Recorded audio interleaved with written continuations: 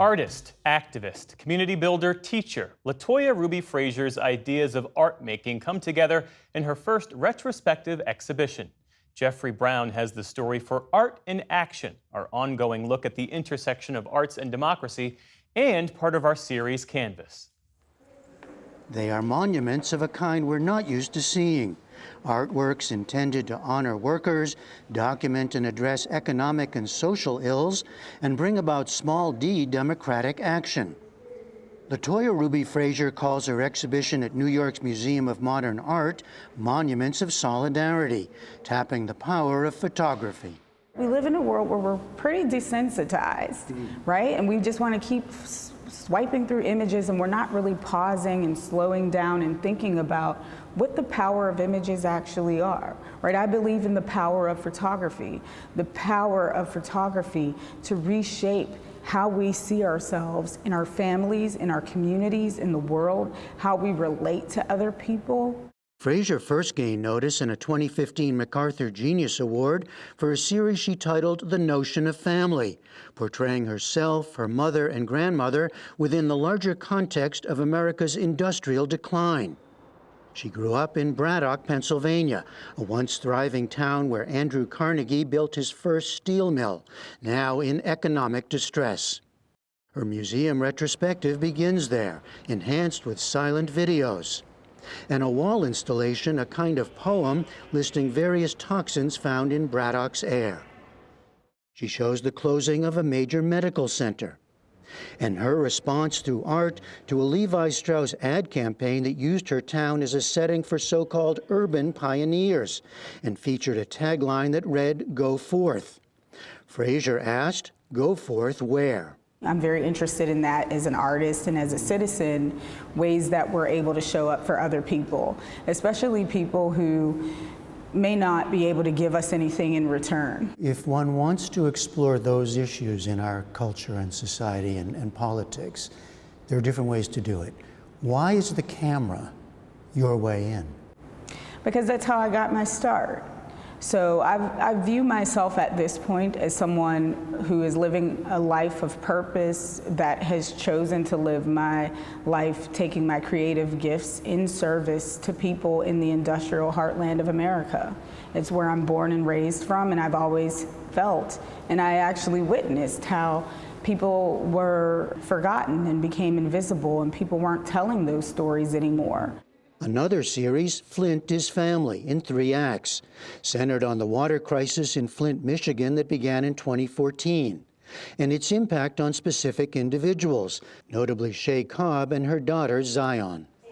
It's told through photographs, texts written by residents, and a video in which Cobb tells her own story. I said, "Do you drink that water?" And she said, "No, I don't, but my friends do." And I was like, "If you see them drinking it, and you're thirsty, you go get a bottle of water, because my daughter will follow people. I can't afford that." So she's aware. I hate that she's aware.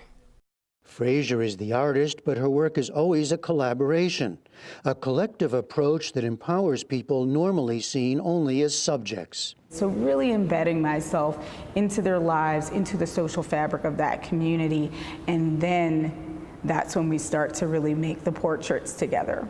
So in my case, the people that I'm collaborating with, they are the ones choosing to present themselves how they would like to be seen. They are choosing the time when they want to be photographed. They choose the location.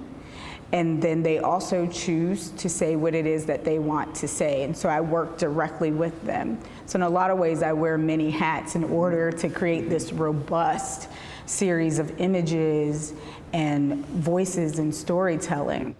She's also now bringing us into the work in an unusual way. Here, an installation of photographs and texts of Baltimore health workers mounted on hospital IV stands, set 6 feet apart. It becomes very sculptural. I mean, and then these are like IV.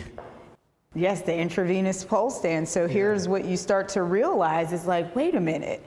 I recognize this. This is universal medical equipment, right? And so again, which you've transformed. I've modified it so that it holds the artwork. Again, this is artwork as monument to workers she sees as undervalued and little-known heroes who choose how they want to be photographed and are given their own voices through the texts. So this exhibition, Monuments of Solidarity, literally democratizes the arts. And it also, room after room, as you see the way that we're collectively making the photographs together, it puts forth new ideas about different ways that we could dream about our economy, different ways that we can dream about labor. The largest installation here, The Last Cruise, as in the Chevrolet Cruise. Photographs and text hung on a structure that replicates an actual assembly line at an auto plant in Lordstown, Ohio. The story told of workers fighting a losing battle to prevent its closure in 2018. And in this case, instead of seeing the white Cruise car, you see the men and the women who actually were the laborers who were building that car. And that's where that connection is made between the product and the workers themselves. The most recent work is titled A Pilgrimage to Dolores Huerta, an homage to the famed labor leader, co-founder with Cesar Chavez of the National Farm Workers Association in 1962.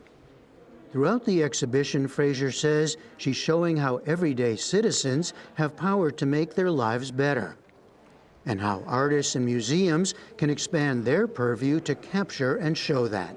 And I truly believe as an artist, it's important to be a witness in your time. It's important to mirror what is actually happening in your society, but it is also equally important to inspire people and to let them know that they already have the power and can bring about that change. And what better way than to do it than through photography and storytelling, considering that we all have apparatuses in our hands and in our pocket that can do it. Latoya Ruby Fraser's Monuments of Solidarity is on view through September 7th. For the PBS NewsHour, I'm Jeffrey Brown at the Museum of Modern Art in New York.